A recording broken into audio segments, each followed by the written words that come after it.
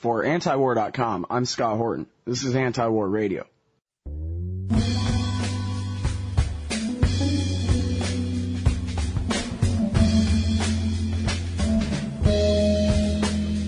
we're going to start off the show about the best way I think we possibly could by welcoming Gareth Porter to it. Hey, Gareth, how are you doing? I'm doing fine, Scott. How are you? I'm doing great. Thanks a lot for joining us on the show today. Sure. Everybody, you know Gareth Porter. When I recently passed my 1,000 interview threshold, I went back and counted. It turns out more than 500 of them are interviews of Gareth. No, that's not really true, but it's better than 50 of them. And he is our regular guest on this show, independent historian and journalist for Interpress Service. That's ipsnews.net, I think, and .org, probably. Right. Oh, is it just .net? ipsnews.net. Oh, there you go. And you can find what Gareth writes also at antiwar.com/Porter.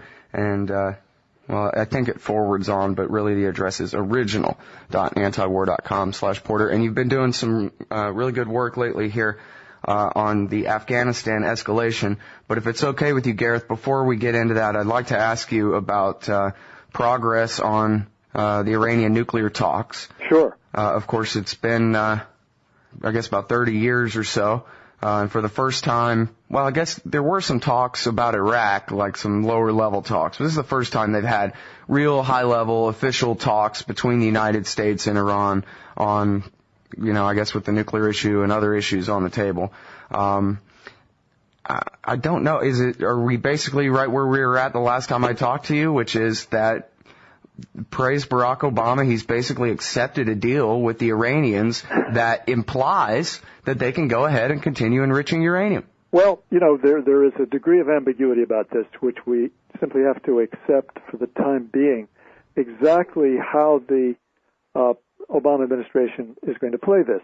I think that it's still, at this moment, the administration is still determined to go through an exercise that says to the Iranians, you may not enrich uranium.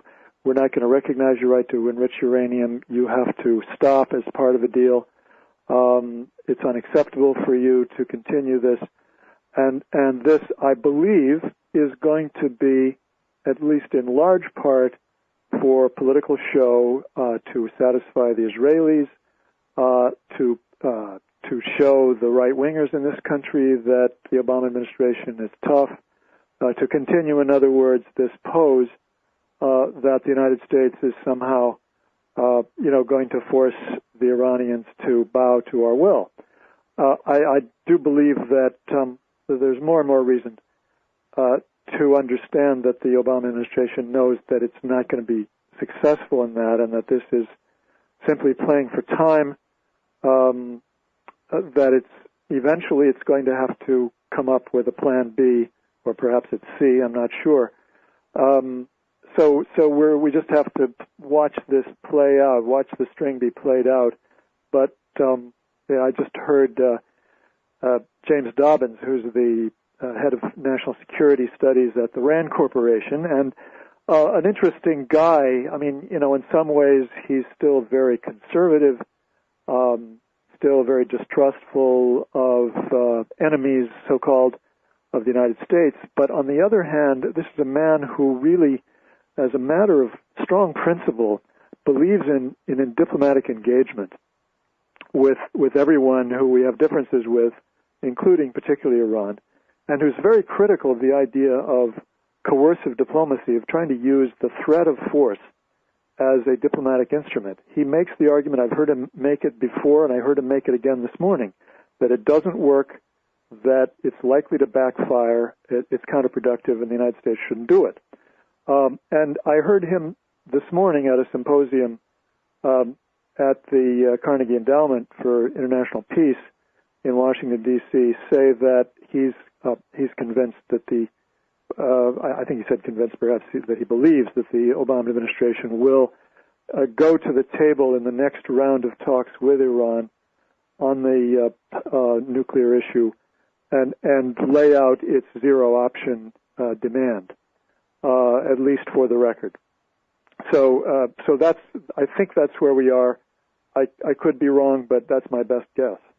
Mm-hmm. Well, the War Party apparently re-energized. They apparently have been re-energized by the Iranian notification to the IAEA of an empty warehouse that one day will have centrifuges in it. And I'm sure you're a regular reader of the Wall Street Journal and saw in there about the pressure that is being put on the National Intelligence Council to go back and rewrite the National Intelligence Estimate that was released in November 2007. Which says that Iran does not have a nuclear weapons program. And I just want to remind the audience here real quick, too, that it was just on September 16th that Mark Hosenball of Newsweek reported that the intelligence agencies had just put a new stack of papers on the president's desk saying that they still stand by that. There have been reports that I guess the American CIA got in a big argument with the Germans, the French, and the British, and the Israelis, and insisted that, no, we're not changing our assessment. Our assessment stands. We don't care what you say. But so this is purely political. It's just like the war with Iraq, only an even slower motion than that. It's purely political. Go back and rewrite your intelligence until it says what we say we want it to say.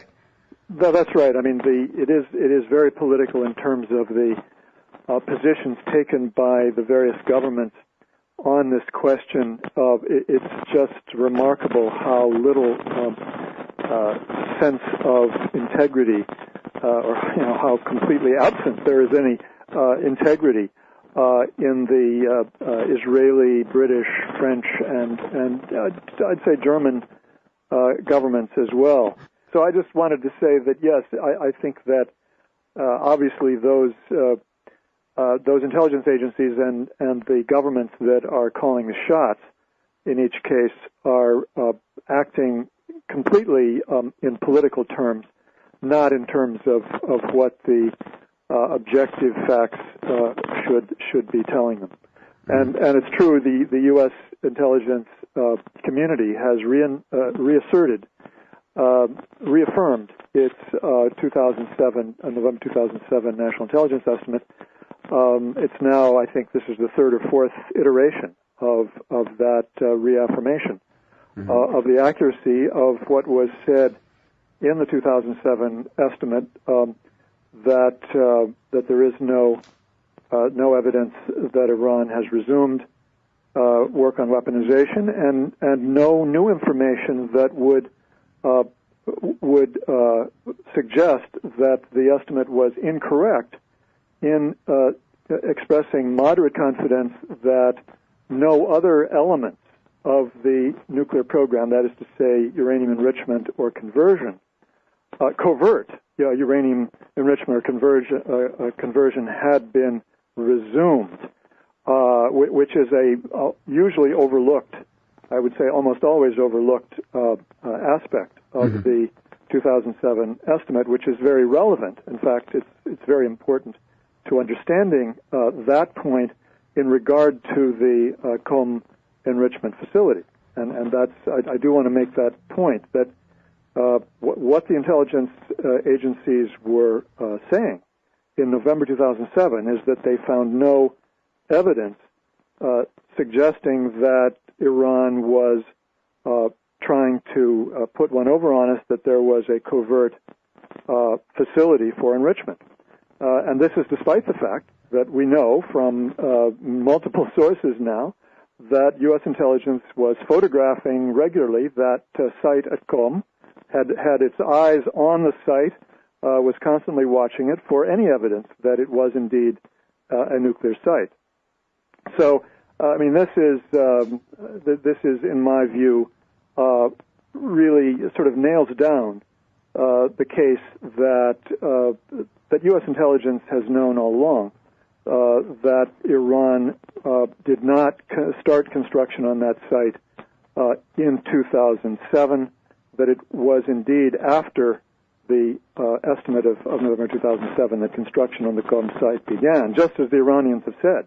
Right. Publicly. Well, and in context, now that everybody knows that here's this building at Qom and they plan on putting centrifuges in it sometime in the future, Hell, even if it was secret, even if they hadn't declared it to the IAEA, it doesn't necessarily mean they're churning out weapons grade uranium. But here they have notified the IAEA. The whole thing will be safeguarded when it's under operation, and they won't be able to churn out enriched uranium at any higher degree than they already were at Natanz. And it's not, again, the point I want to underline as well is that this was not a case where U.S. intelligence forced the hand of the Iranians in informing the IAEA of the existence of this site. It was quite the opposite. Right, yeah, that was certainly the claim, but never proven. U.S. intelligence was taken by surprise. I can now add to the story that I've already done a couple of times in different iterations on the COM site, that the talking points which were issued by the State Department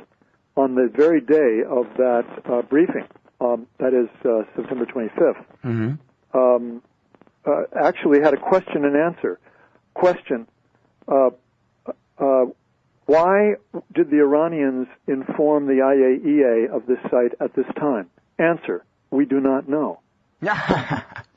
That was from the State Department briefing the day of the big accusations being leveled, Thursday when Obama and Sarkozy and Brown gave the big speech and all that. Exactly. So it's clearer than ever before that the high official who anonymously briefed the press that day was clearly, just simply lying. I mean, this was a prevarication to say we know that the Iranians began the construction before the IAEA was informed that they were going to withdraw from their modified 3.1 code commitment and revert to the earlier version of it, which was the 180 days before the introduction of nuclear material. And they knew that it was a lie, that the Iranians did this, informed the IAEA 4 days before that because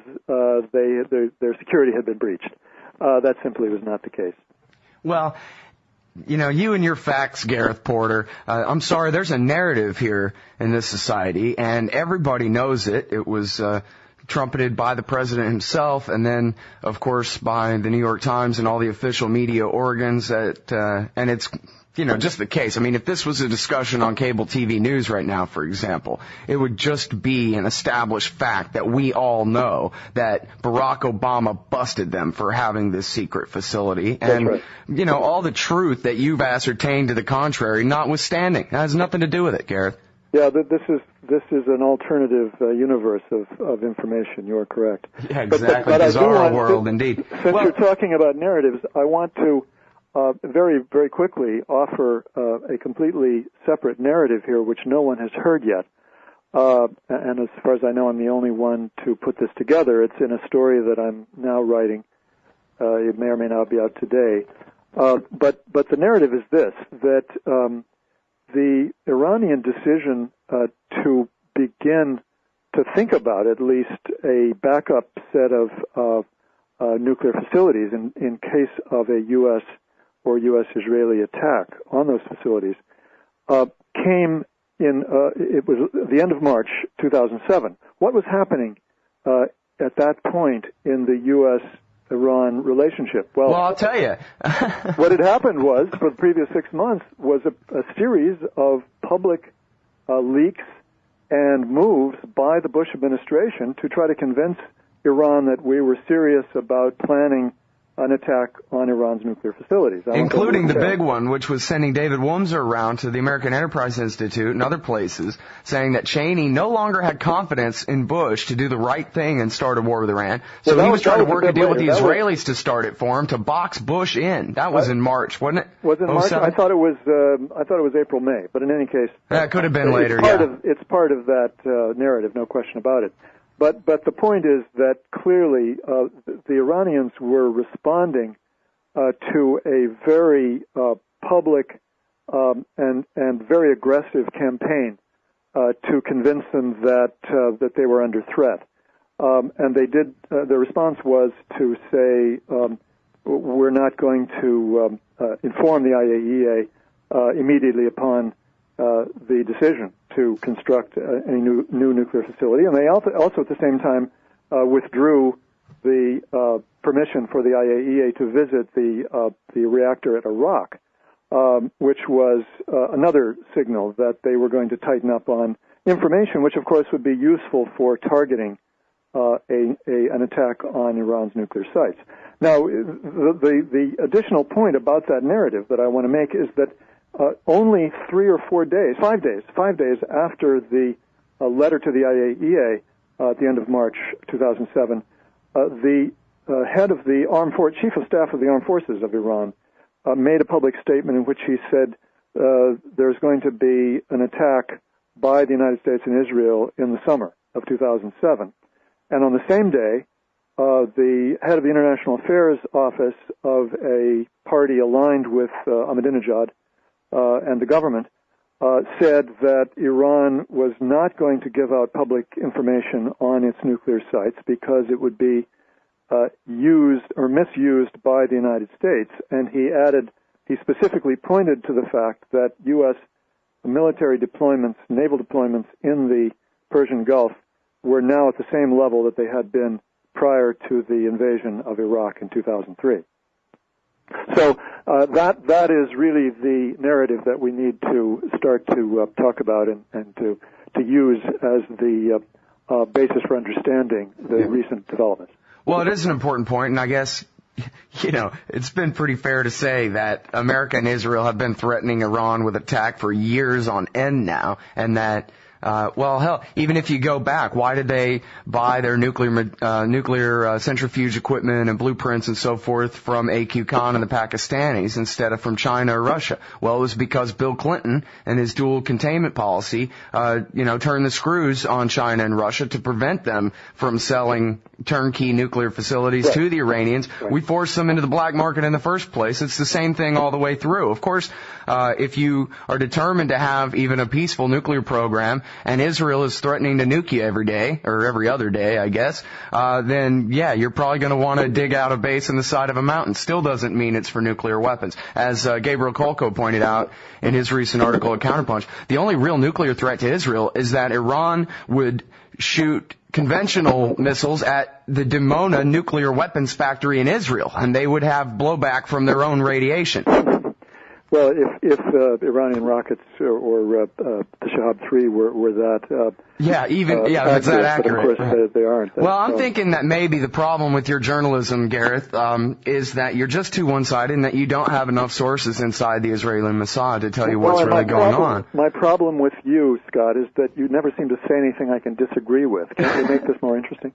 Yeah, well, the thing is, obviously, you're so biased against the American empire here, and you just disregard things like this anonymous quote of an Israeli official in ynetnews.com today.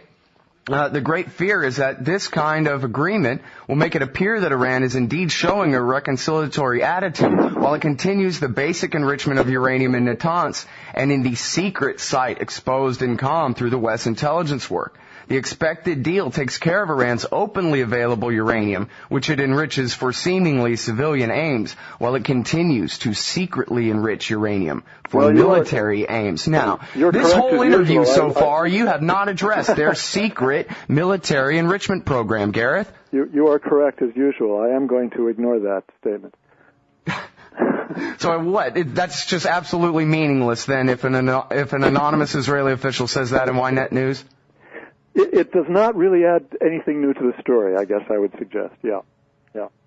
Well, this is pretty important. If they're saying that, listen, Gareth is doing all this reporting about the Natanz facility and the Qom facility and the safeguards agreement and all these things, but if there's a secret, separate, underground military uranium program, Gareth, that you're not reporting on, well, then all your points are moot. You're not touching the real issue, which is that they're making nuclear bombs, it says here. Yeah, perhaps there's a story there that needs to be written, which is apparently that the Israelis believe that U.S. intelligence has been subverted by a traitorous group of officials who are refusing to acknowledge the truth and who are undermining the security of the United States and Israel.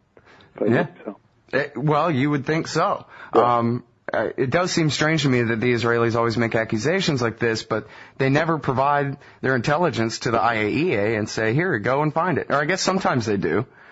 Well, I think facility. What they do is they feed ideas or sort of encourage the MEK, the Mujahideen Khalq, to take their claims to the IAEA, and as you know pretty well, I mean, they've done that many times in the past. The problem is that they turned out to be so embarrassingly wrong. I think they stopped doing that at some point.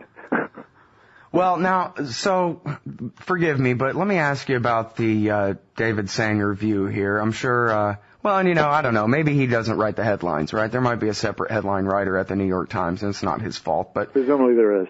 But so we'll give him the benefit of the doubt on that. But anyway, the New York Times is screaming this morning that the nuclear deal that's been reached for, again, just very basics, it's for them to take their 4% enriched uranium-235 and export it to Russia to be enriched up to 20%, which is technically, I believe, called highly enriched, although it's hardly weapons grade, which has to be above 90% purity. And then they're going to re-import this further enriched uranium from Russia for use in medical isotopes and experiments and things like this.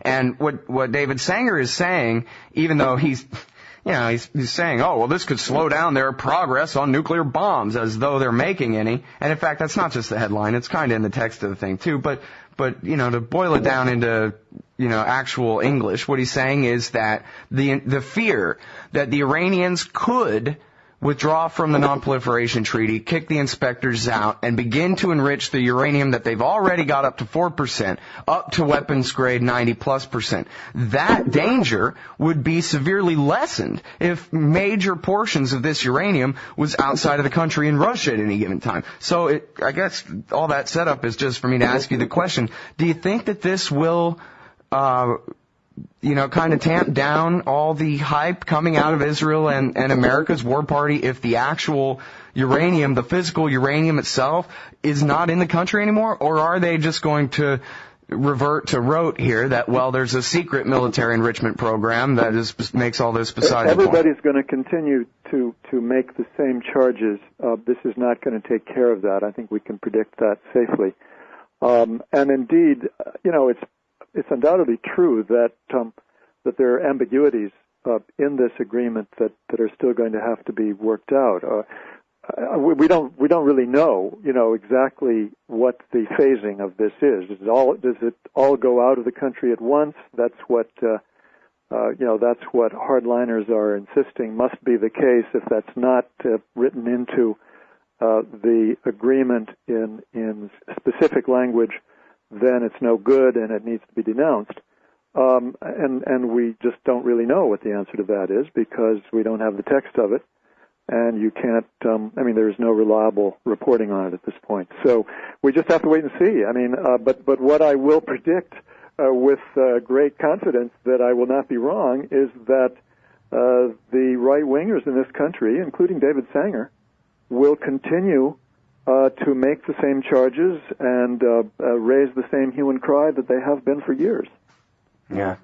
Well, we'll keep refuting them, and it won't matter. They'll continue to win the argument anyway. Yeah. Well, let me ask you about this, and this goes back to the same thing we always talk about, which is that, when Barack Obama says that the Iranians have to prove that their intentions are peaceful or whatever, there's already law for that. It's called the Safeguards Agreement, and their nuclear facilities are safeguarded, and that's the end of that. Their nuclear program is peaceful. We all know it. There is no secret nuclear weapons program there. There ain't a shred of evidence for it other than anonymous quotes and Ynet News. And so then the question is, well, what is this all about then? If the nuclear, the entire nuclear thing is just a big smokescreen, what's it a smokescreen for? And I guess I'll work into my question here. Did you see Larry Franklin in his article, My Secret Plan to Overthrow the Mullahs, at Foreign Policy today?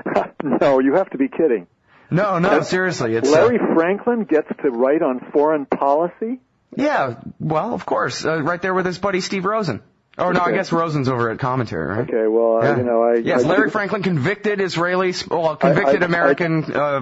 convicted of passing classified information to Israel by way of the American-Israeli Public Affairs Committee, anyway. Well, gee, I guess if Larry Franklin can get on foreign policy, it's time for me to put in my bid. Yeah, obviously. I'd like to see the head-to-head matchup with you and, what's his name, Petraeus' butt boy over there at the Post.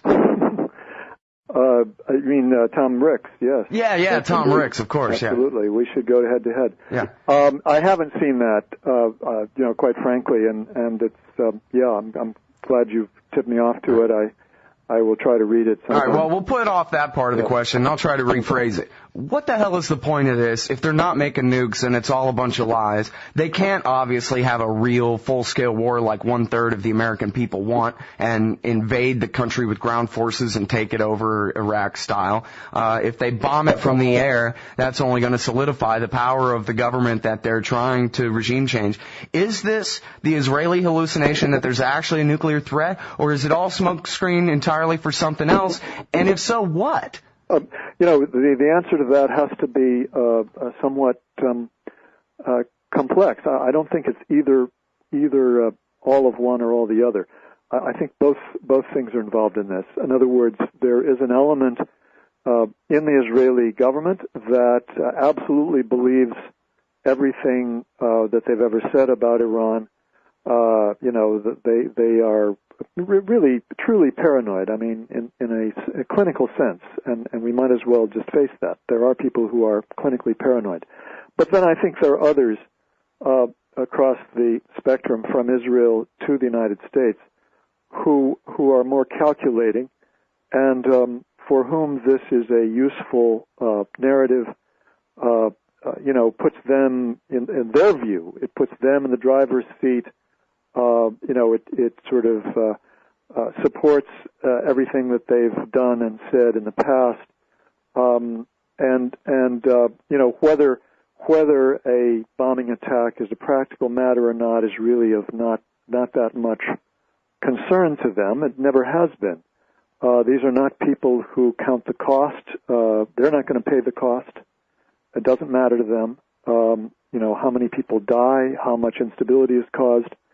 That's not of concern to them. I think the bottom line is that for the calculating element in this picture, in the neoconservative movement, both in Israel and the United States, and indeed, the sort of the right wing which is allied with the neoconservatives. These are people who really do not care about the public interest of the United States or the American people. They're really interested in sort of the psychological and other payoffs that come with taking the hard line. And, that's the best way I can summarize my understanding of the situation. Mm-hmm. Well, I guess out of all of them, only Ladin's son is actually in the military and risking his life, right? I mean, none of these neocons have any military experience, nor even their nephews at risk in any of this.